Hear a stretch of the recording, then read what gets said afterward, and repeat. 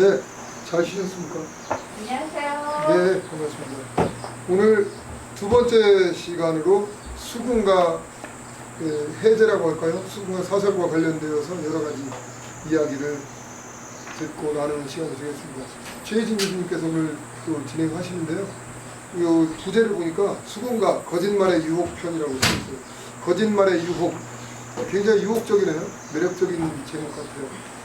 토끼가 아까 우리 앞 시간에서 그 정병훈 교수님 말씀 들었지만 토끼, 민중용인 토끼가 그 거짓말 또는 가진 애를 써가지고 용왕의 권력으로부터 이렇게 도망 나오는 그런 이야기를 잠깐 들었었는데 본격적으로 오늘 박철 버디 수군과 사설을 가지고 거짓말의 유혹, 토끼에 대한 이야기가 중심될 것 같습니다. 청해서 듣겠습니다. 최혜진 교수님을 박수로 맞이하겠습니다. 저는 이번에 이제 네 번째 시간으로 수군가를 감상하는 시간인데요. 보통 우린 춘향가, 심청가 이렇게 그 주인공 이름을 앞세워서 판소리의 대표 작품명을 만드는데 수군가는 특이하게 수궁이 앞에 나와 있는 그런 판소리 제목이 되고 있어요. 이 수군가라고 쓰여진 연대가 정확히 언제인지는 사실은 잘 모르겠지만 애초에는 토끼 타령이나 뭐 토 타령 이런 식으로 시작이 됐던 것이 아마 신제효 시대쯤 넘어와서 수군가라고 하는 명칭으로 고착이 된 것이 아닌가 이렇게 생각이 듭니다. 그만큼 이 수궁이라고 하는 공간이 굉장히 중요한 그런 작품이다. 이렇게 먼저 말씀드리면서 오늘 수군가의 세계로 한번 들어가 보도록 하겠습니다. 제목은 거짓말의 유혹인데요. 이거는 이 작품이 갖고 있는 구조상 이 거짓말이라고 하는 것을 바탕으로 서로 속고 속이는 과정 속에서 주제가 또 이루어지고 또 여러 인물들이 나타나서 서로의 그 꾀를 겨루는 그런 내용으로 이 작품이 이루어지고 있다는 점을 미리 말씀드립니다. 자, 그러면 수군가가 어떻게 이루어지는지 전반적인 얘기를 좀 말씀드린 다음에 사설의 세계로 들어가도록 하겠습니다.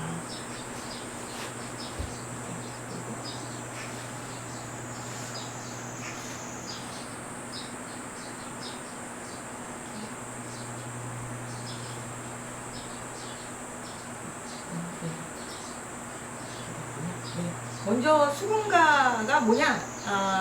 간단하게 먼저 말씀드리면 제 주제로는 사회적 비판이나 풍자와 해악이 넘치는 판소리 중에 하나인데요. 전승되는 5바탕 중에서는 유일한 우화, 그러니까 동물의 세계를 다루고 있는 그런 작품이라고 할 수 있습니다. 그래서 더 재미있고 또 상징적이라고 할 수 있죠. 수군가가 어떻게 형성되어 왔는지를 좀 보겠습니다.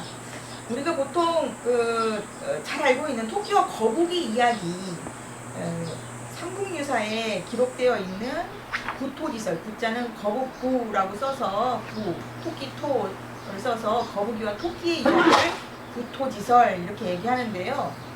삼국사기 권 41 열전의 김유신조에 보면 김춘추가 그 삼국을 통일하기 전에 고구려의 청병, 그러니까 구원병을 요청하기 위해서 고구려로 넘어가는데 고구려에서는 이 신라에서 온 김춘추를 도와주기는커녕 야 옛날에 우리 고구려 땅 너네 갖고 있지 않냐, 그거 내놓기 전에는 너 못 간다, 이렇게 해서 오히려 김춘추를 감옥에 가두는 사건이 생깁니다.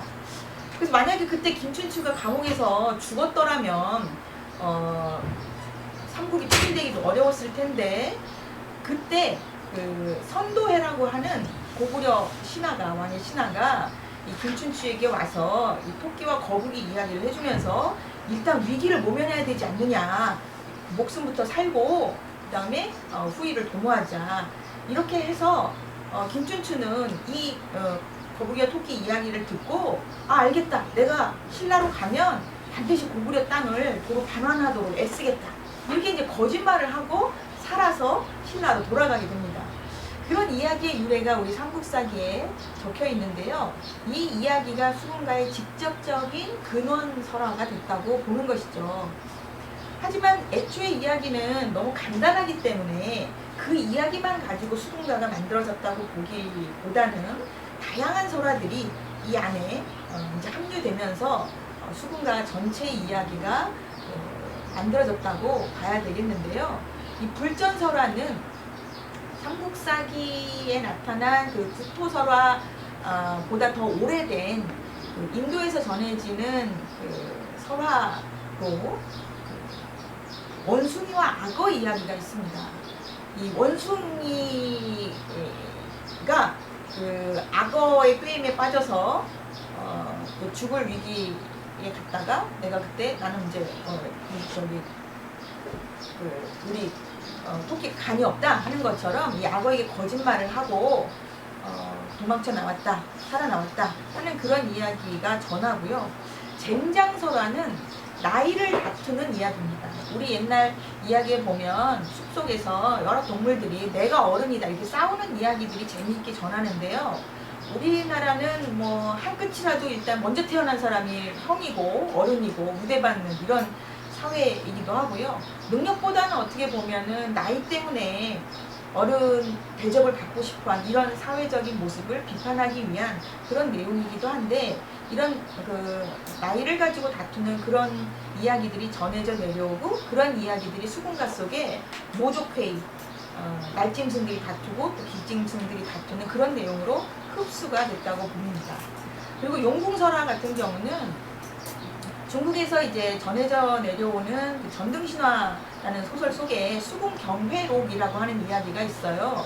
그 안에 용궁의 세계를 그린, 수궁의 세계를 그린 그런 모습이 나오는데, 아마 이 수궁의 모습도 거기에서 영향을 받아서 수궁의 모습이 그려졌을 것이다, 이런 설이 있고요. 또 교토탈화는 여러 우리 옛날 그 한문으로 이루어진 야담 속에 기문이라고 하는 책이 있습니다. 거기 안에 토끼가 이제 죽을 위기를 벗어난다, 사냥꾼에게서 죽을 위기를 벗어난다 하는 그 이야기들이 몇 가지가 전해져 내려오는데, 그런 죽을 위기를 벗어나는 토끼의 모습이 수군가 속에 들어갔을 것이다, 이렇게 보는 것이죠. 그래서 아까 봤던 삼국사기 설화 이외에도 여러 가지 설화의 내용들이 흡수되면서 수군가의 재미있는 이야기가 만들어졌을 것입니다, 이렇게 보고 있는 거예요. 그래서 수군가는 지금 남아있는 기록으로 본다면 수군가가 어떻게 불려졌는가 하는 기록으로는 가장 오래된 것이 손만제라는 분이 쓴 관울이라는 기록이 있고요.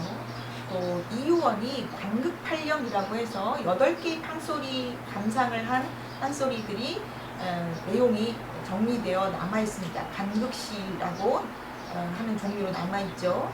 그리고 송남잡지라는 책은 이게 백과사전 같은 책인데요. 그 안에 요즘 유행하는 그 판소리 중에 이런 판소리 레퍼토리가 있다, 이런 내용이 있는데요. 그 안에 수군가가 인기가 있다, 이렇게 기록이 되어 있다는 말씀이고요. 그 다음에 이 세 가지는 이제 기록상으로 그 수군가가 불려졌다라는 것을 알 수 있지만, 마지막에 이제 신재효가 남긴 토별가 같은 경우에는 그 신재효가 새롭게 자신의 의식을 담아서 개작한 이본입니다. 그래서 여기에는 기존에 제가 원래는 토타령이나 뭐 토끼타령 이렇게 불렀던 제목들이 신재유 시대에 와서 그 토끼와 자라별 자를 써서 토끼와 자라가 동시에 주인공으로 올라가는 토별이란 이름이 쓰이게 됐고요. 신재유가 남긴 이 수군가의 제목은 토별가로 남아 있습니다. 그리고 이것은 1870년경 지어진 것으로, 또 기작된 것으로 이렇게 알려져 있습니다. 이런 내용들이 이제 문헌 기록상 수군가의 모습을 보여주고 있는데, 언제 쓰여졌는지는 모르지만 소설본이나 창본으로 많은 이본들이, 이 수군가의 이본으로, 또 창본으로, 또 토끼전이나 별주부전, 수궁경회록 이런 여러 가지 이름으로 소설본으로 남아있기도 합니다. 여러분이 잘 아시는 토끼가 이제 수궁에 가서 거짓말을 하고 목숨을 구해서 다시 돌아왔다 하는 큰 전반적인 이야기는 잘 알고 계실 거예요. 하지만 내용을 들어가 보면 지금 수군가는 짧으면 한 3시간, 4시간 정도의 분량을 가지고 부르고 있는데, 그 내용 안에는 굉장히 디테일하고 재미있는 내용들이 많이 들어가 있어요. 그 내용 전체를 우리가 한번 어떤 구조로 이루어졌는지 한번 보도록 하겠습니다. 먼저 공간에 대한 구조인데요. 이게 수궁이라고 하는 곳에서 토끼가 살아나왔다는 그런 공간의 중요성을 가지고 볼 때는 수궁이 중요한 세계지만, 이 수궁과 대별되는 반대되는 세계로 육지라는 공간이 설정이 되어 있죠. 그리고 시작은 수궁에서 시작이 됩니다. 용왕이 병이 났기 때문에요. 수궁에서 시작을 해서 별주부가 육지로 왔고, 육지에서 별주부가 토끼를 잘 유혹해서, 거짓말을 해서 유혹을 해서 수궁으로 들어가죠. 이 수궁에서 다시 토끼는 용왕을 거짓말로 다시 속이고 다시 육지로 돌아오는 이런 구조로 되어 있습니다. 그래서 수궁과 육지가 번갈아 가면서 무대가 변하는 공간의 이동이 나타나는데요. 토끼를 주인공으로 볼 경우 이 수궁의 세계는 자신의 목숨을 빼앗을 통치자, 지배자들이 있는 세계이면서 용왕과 별주부의 세계이고, 또 육지는 서민이나 피지배층으로 상징되는 토끼와 같은 약한 동물들이 사는 그런 세계라고 볼 수 있죠. 그래서 공간으로 따져볼 때 수궁은 용왕으로 상징되는 지배층들의 세계를 상징하고, 이 육지는 토끼로 상징되는 서민이나 피지배층의 세계를 상징한다고 볼 수 있지만, 이 각각의 세계, 수궁의 세계, 육지 세계에서도 또 그 안에서 지배층과 피지배층이 나뉘고 강자와 약자가 나뉘는 그러한 세계의 모습을 볼 수 있어요. 그런 모습을 수궁의 경우에는 어전회의 같은 그 대목에서 볼 수 있는데, 용왕이 아프다고 신하들 불러서 누가 내 목숨 구하러 저기 나가서 토끼를 구해 오겠냐 물어볼 때, 이 수궁의 벼슬아치들이 아무도 모르는 대답을 하면서 나가지를 않잖아요. 그래서 용왕이 자탄을 하면서 내가 정말 생선 도물주 되는 것처럼 정말 내 신하가 충신이 하나도 없다, 이렇게 얘기를 하는 그 수궁 자체의 자기 비판적인 모습이 보입니다. 또 육지는 별주부가 처음 나와서 본 곳이 이제 산속의 동물들 모습을 보는데, 이 동물들 세계에서는 서로 나이 다툼하고 자리 다툼하면서 거짓말을 일삼는, 내가 이제 정말로 어느 시대에 태어났는지를 사실을 밝히지 않고 무조건 내 지식을 자랑하거나 나이를 자랑하기 위해서 다투는 그런 모습을 보게 되고, 결국에는 호랑이가 내려와서 모두 다 그 호랑이의 그 폭력 앞에 굴복하는 그런 모습을 보여주는 이 모족회의 대목을 통해서, 또 역시 육지의 강자와 약자가 이런 식으로 서로의 그 자기 힘을 겨루는거나 하는 것을 볼 수 있게끔 되어 있습니다. 그래서 수궁은 수궁 나름의 세계가 있고, 또 육지는 육지 나름의 세계가 있지만, 수궁에서든 육지에서든 우리가 생각하는 이상적인 세계를 볼 수는 없어요. 그러니까 토끼는 육지에서 굉장히 살기 어려워서 수궁에 들어가면 거슬도 받고 행복할 줄 알았지만, 수궁조차 그런 세계라는 것을 사실은 작품은 보여주고 있는 것이죠. 자, 그 다음에 이제 공간을 넘어서 이야기 자체의 구조를 크게 좀 살펴보도록 하겠습니다. 아까 말씀드린 것처럼 이 수궁가는 강자와 약자의 대결을 보여주는데요. 크게 보면 용왕과 토끼, 이런 강자와 약자가 있지만, 또 조금 작게 보면 별주부와 토끼라고 하는 그 강자와 약자의 대결이 또 있죠. 그래서 동물들 차원에서 보면 이 강자는 호랑이나 뭐 사람이나 뭐 독수리나 또 왕이나 뭐 이런 사람들이 될 수 있지만, 이 토끼 입장에서 봤을 때는 여러 번의 그 죽을 위기를 겪는데요. 일단 용왕한테 살아났다고 해서 끝이 아니었던 거예요. 이 수궁가의 묘미는 어떻게 보면 결론 부분에 내가 죽을 힘을 다해서 거짓말을 하고 살아나왔지만, 이 살아나온 게 끝이 아니고 그 다음에 또 죽을 위기를 겪고 또 자기를 죽이는 누군가가 또 나타나는 이런 그 위기의 반복을 겪고 있다는 점에서, 이 토끼 입장에서 봤을 때는 강자와 약자의 대결 구도가 계속 반복되면서 이 서민들이 정말 이 살기 어려운 세상을 끊임없이 극복하며 살 수밖에 없구나 하는 그런 이야기를 보여준다고 할 수 있습니다. 또 다른 모습에서 보면 아까 말씀드린 그 거짓말, 속고 속이는 구조가 계속된다고 볼 수 있는데, 강자와 약자의 대결이 반복되고 또 죽을 위기를 늘 반복되게 겪는 이런 세계를, 현실을 또 보여준다고 치면, 이런 현실을 극복하기 위해서 토끼는 계속 거짓말을 하면서 살아남을 수밖에 없는 그런 입장이 된다는 걸 또 보여주는 것이죠. 그래서 우리가 볼 때는 크게 보면 토끼와 벌주부의 관계를 상정하고 있지만, 토끼는 수궁에 들어가서 용왕에게 또 거짓말을 해야 하고, 또 목동들에게 또 죽을 위기를 당했을 때는 또 쉬파리에게 또 굉장히 애걸을 해서 또 살아남을 수밖에 없어서 그 사람에게 또 위협을 당하고, 또 독수리를 만났을 때는 독수리에게 또 거짓말을 해서 목숨을 또 부지하는, 이런 토끼를 중심으로 굉장히 그 벌주부나 사람, 용왕, 독수리 같은 토끼를 에워싼 많은 그 위험 요소, 또 죽을 위기, 이런 것들이 포진되어 있고, 이런 위기를 계속 극복해가고 토끼가 그것을 속이면서 자기 목숨을 부지하기 위해서 계속 지혜를 또 꾀를 발휘해서 살아남을 수밖에 없는 그런 속고속이는 구조로 되어 있다는 것을 알 수 있습니다.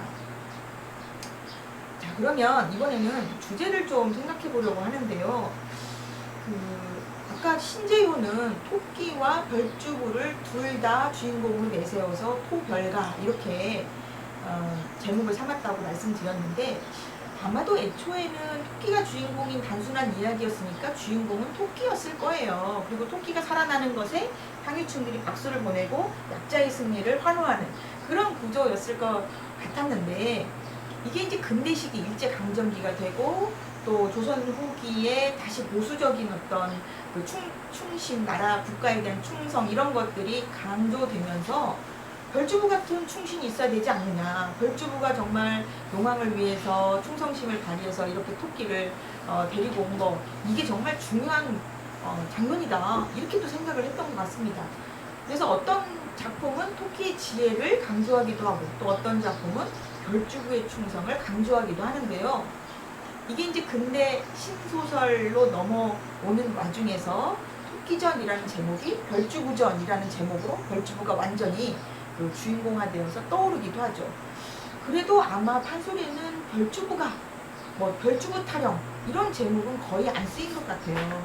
이거는 그 벌주부의 충성은 국가에 대한 어떤 충성심이나 아니면 위기를 당하는 어떤 국가에 대한 이념적인 동조 이런 것들을 한 벌주부라고 하는 어떤 그 신하로서의 위치를 강조한 거기 때문에, 우리가 일제강점기나 근대에는 그런 것들을 강조할 시대적인 여건이 있었기 때문에 잠시 벌주부의 충성심이 강조되고, 또 소설화될 때 벌주부가 강조되기도 되었던 것 같습니다.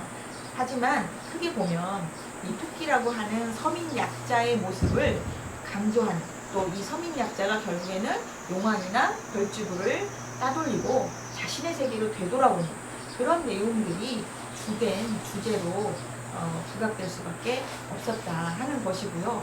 물론 벌주부 충성도 중요하지만 우리는 이제 일반 서민의 입장에서 보면 아무래도 토끼를 응원할 수밖에 없는 그런 작품 구도를 갖고 있다, 이렇게 볼 수 있을 것 같아요.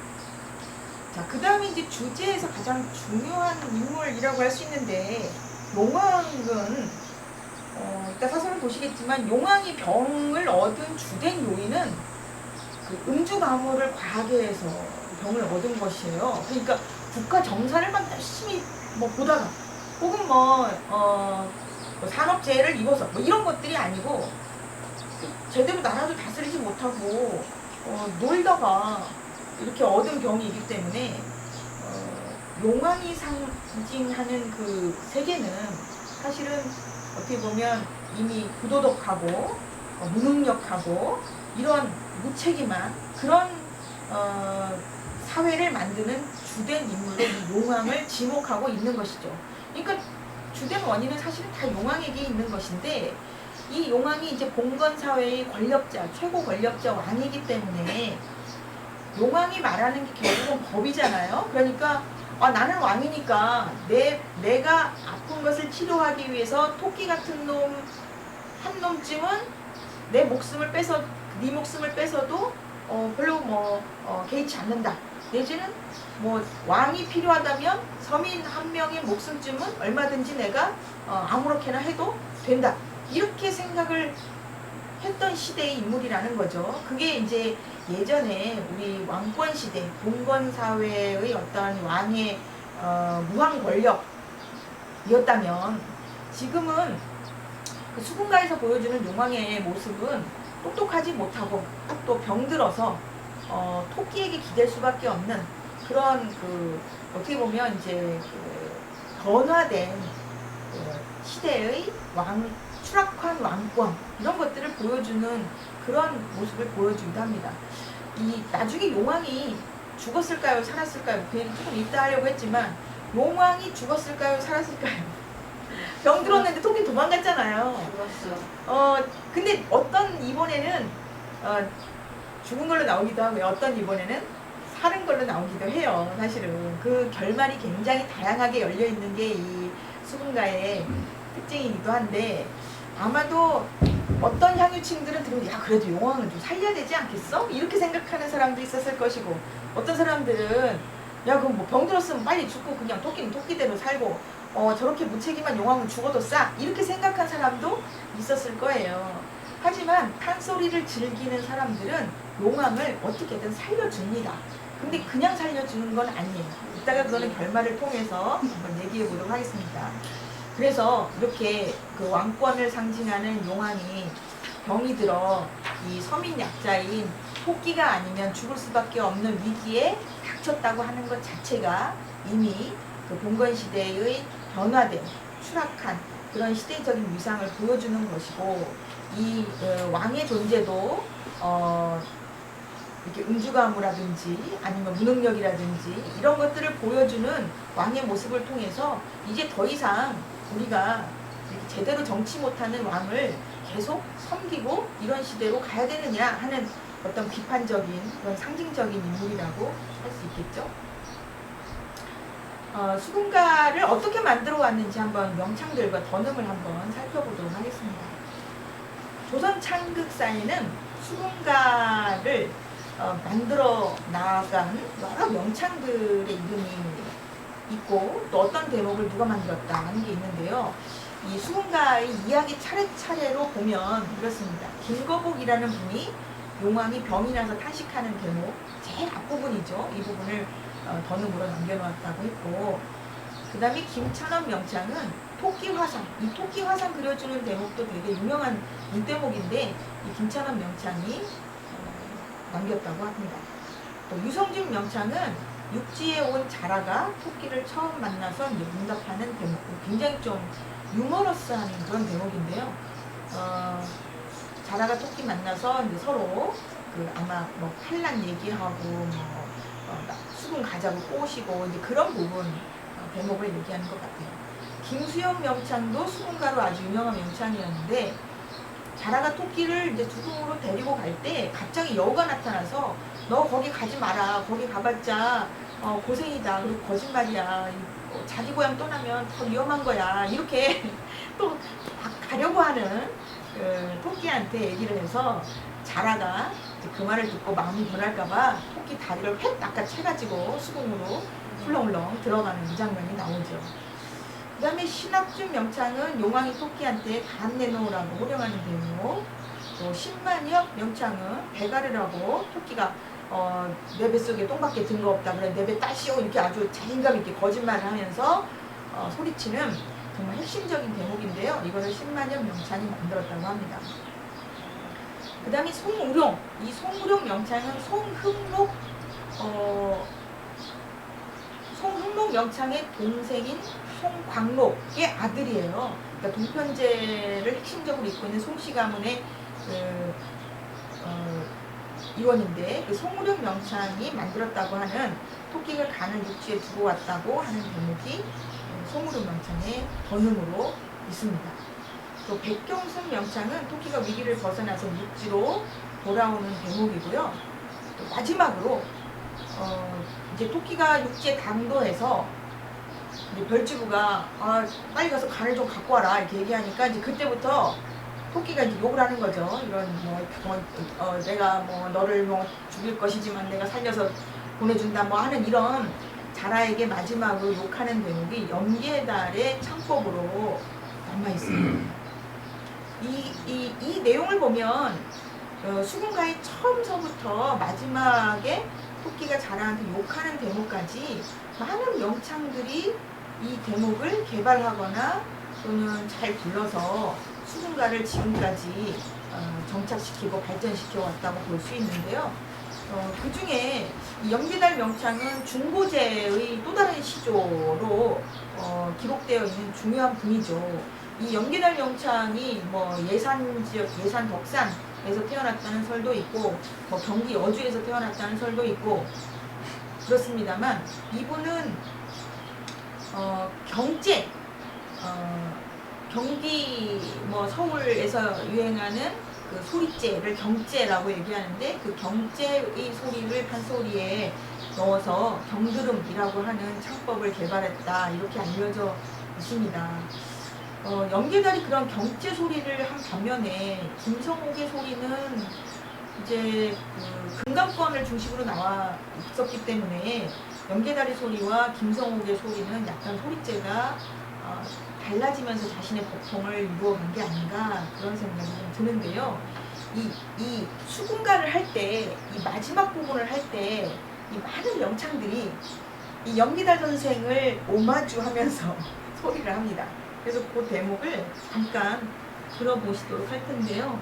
김현수 명창이 이 마지막 그 토끼 욕하는 대목을 남겨놓으신 게 있는데 그 앞에 안일이 하는 부분이 있어요. 그거를 조금 들어보도록 할게요.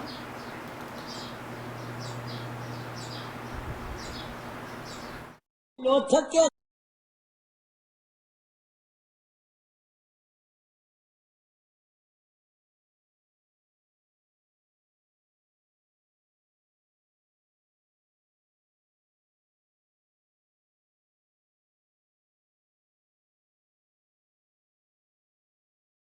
욕을 한 자리에 내어놓는디 욕을 한 자리에 내어놓는디 욕을 어떻게 하는고 하니 옛날 우리나라 팔명창 선생님 중에 영계달 시명창 선생님이 계셨는데 그 저놈을 돌아가신 유성준 씨 우리 선생님이 가르쳐 주신 바 우리 선생님같이 도저히 할 수 없지만 되든지 안 되든지 흉내라도 한번 내보던 것이었다.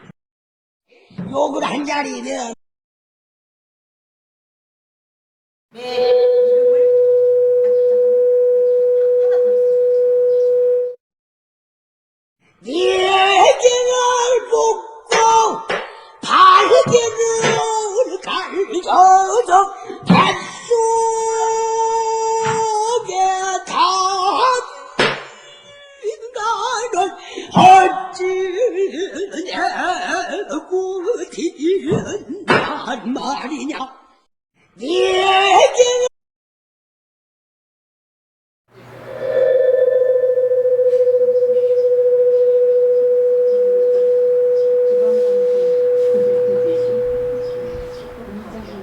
네. 그 영계달 명창의 소리가 그 마지막 부분에 아주 그 뭐랄까요 시그니처 같이 이렇게 남아 있어서 특히 수군가 마지막 부분 부를 때는 어떤 명창이든 영계달 선생님 소리가 어떻게 전해졌고 어떤 소리가 나한테 전해졌는데 내가 선생님 소리를 비양해할 수 있겠습니까마는 뭐 오늘 되든지 안 되든지 뭐 이거를 관습적으로 안일이해서 합니다. 영계달 선생님도 정광수 선생님도 그렇게 소리를 하셨죠? 네. 네. 네. 정광수 선생님 소리가 수군가로서는 정통으로 유성준 선생님 소리를 받으셨는데 뭐 여튼 다른 명창들도 되게 그런 안일이를 하시는 걸로 알고 있어요.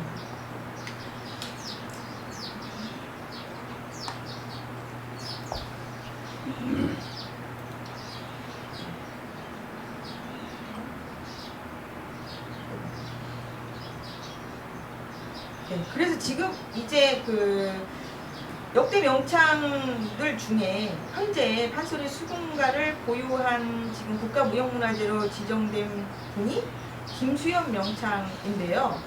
이 김수현 명창은 박초월제 수군가와 홍보가를 전승했고 또 성우양 선생님한테 춘향가 신청가를 전승하셔서 춘향가로 전승 교육사 이시지만 원래 첫 소리를 그 미산제 박초월제 수공강보가로 전승을 아주 잘 하신 분이어서 오히려 그 원래 자신의 장기 소리로 돌아가서 보유자가 되셨기 때문에 더 다행한 일입니다.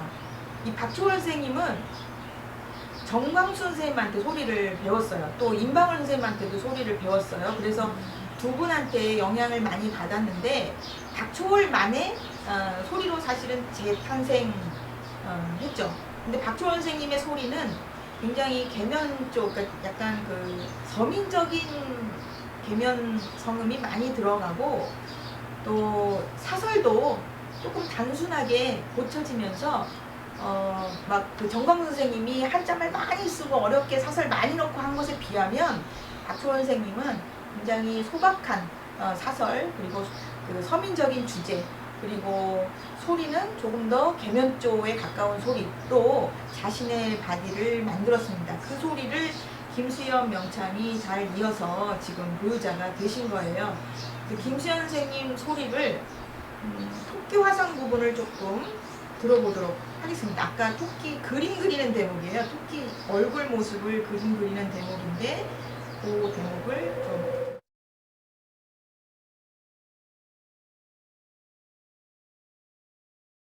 여봐라, 화공을 불러라. 화공을 불러라. 좋다. 화공을 불러들여 토끼 화상을 그린다. 공정주리 청홍년 헐스. 금수추파 거북 연적 오징어 얼음억가로 양두화피를 덤퍼 풀어 한청채색을 투구로 붙이어서 이리저리 그린다.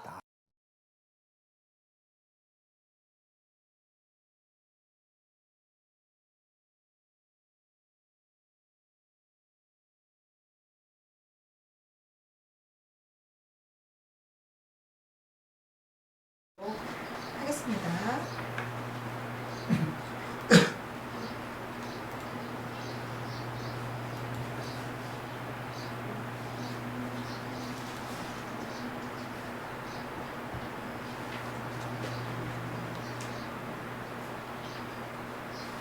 네, 수군가의 긴 사설을 모두 다 볼 수는 없고 또 일일이 또 설명을 하기도 시간이 오래 걸려서 제가 이제 각 주에 설명은 담아 놓았으니까 그걸 같이 보시면서 따라오시면 될 것 같아요. 주요 대목을 사설을 제가 담아 왔는데요.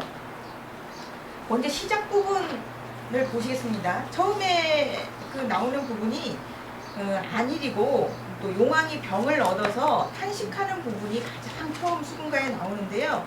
안일이 부분을 보시면 갑신년 중하월에 남해 광리왕이, 그러니까 용왕이긴 용왕인데 사해 용왕이 있고 지금 주인공은 남해에 있는 광리왕으로 설정이 되어 있어요.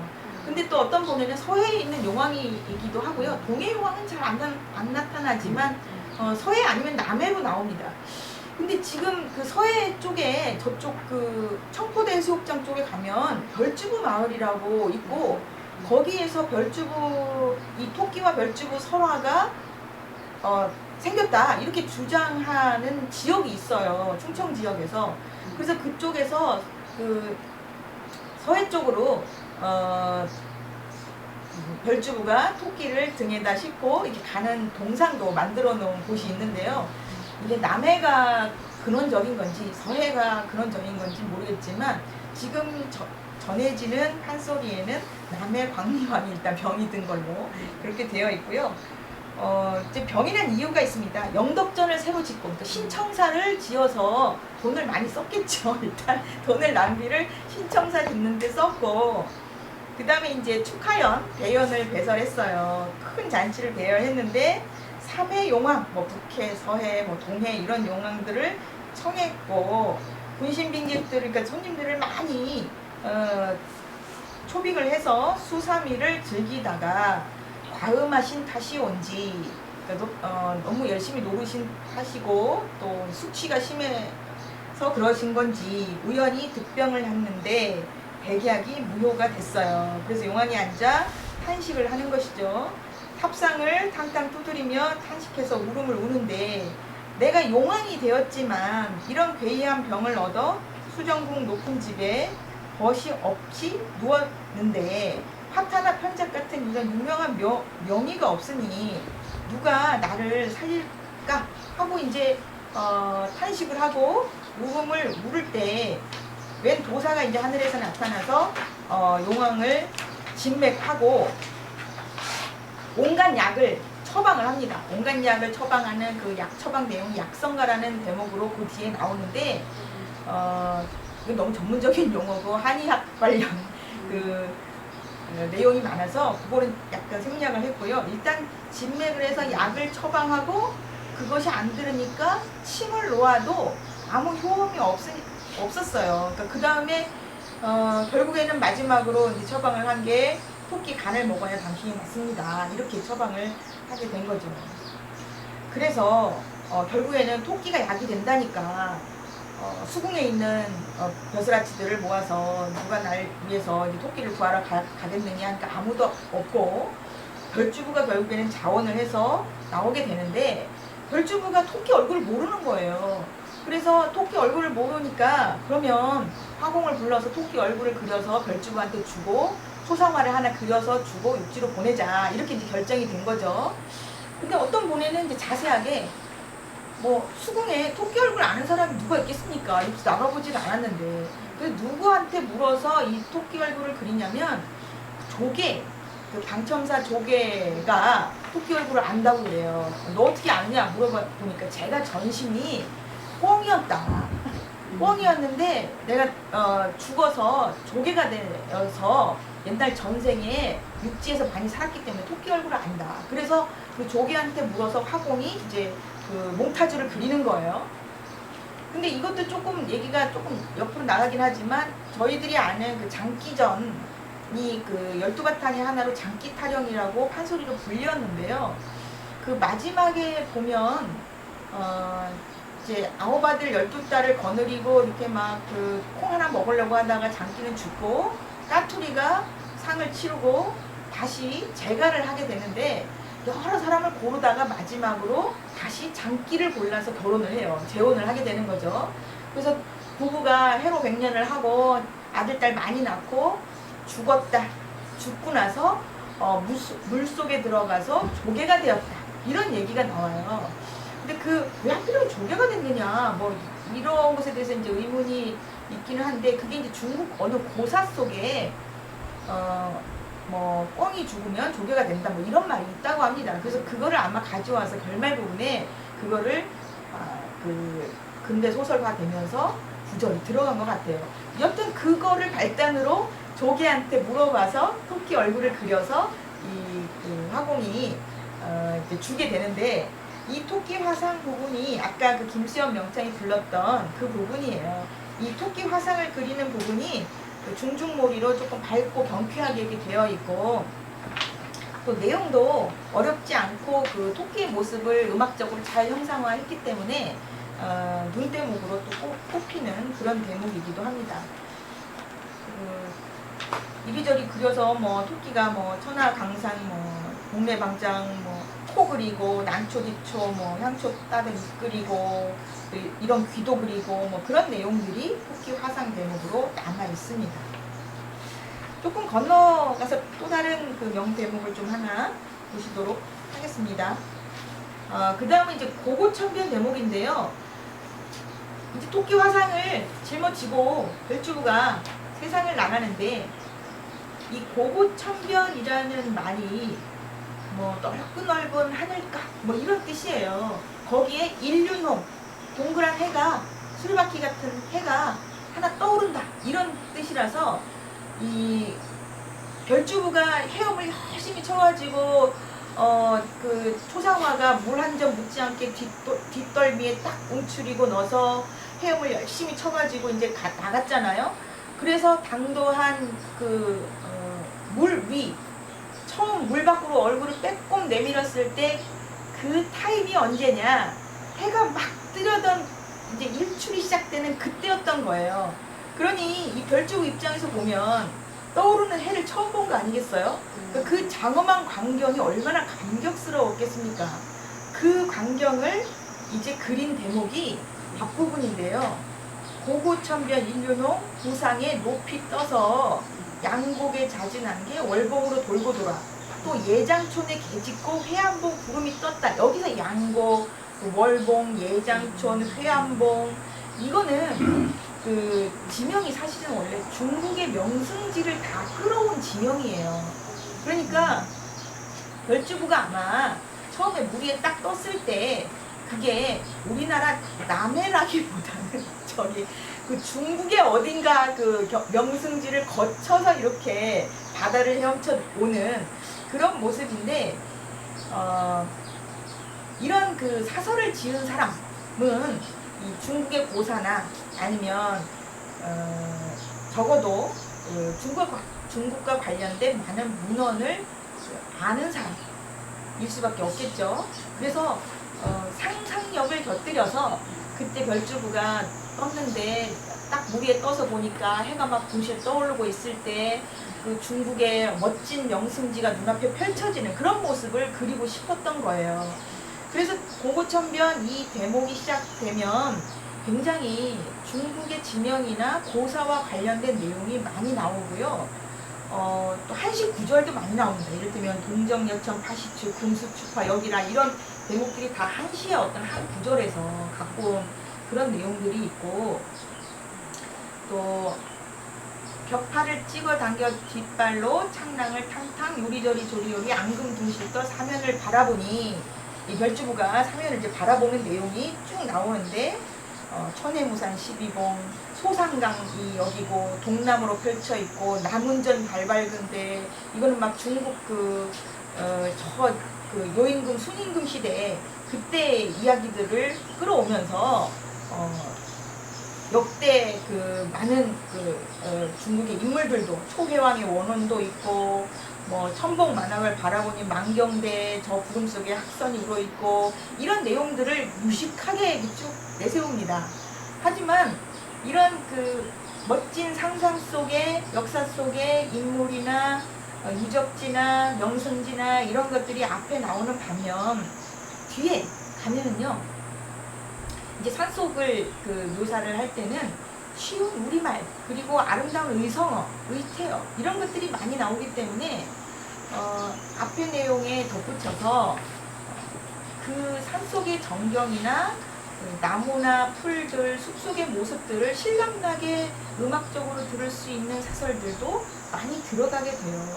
그래서 뒷부분으로 들어가면 뭐 떡갈, 다래몽동, 칡넘칠, 머루다래 이런 모든 그 식물, 나무 이런 것들이 나오고요. 또 많은 새들, 뭐 원앙새, 뭐 너새, 진공새, 아오기, 따오기 뭐 이런 것들이 쉬운 우리말로 계속 이어져서 우리말로 표현된 아름다운 사설들이 붙어있다. 이렇게 이해를 하시면 좋겠습니다.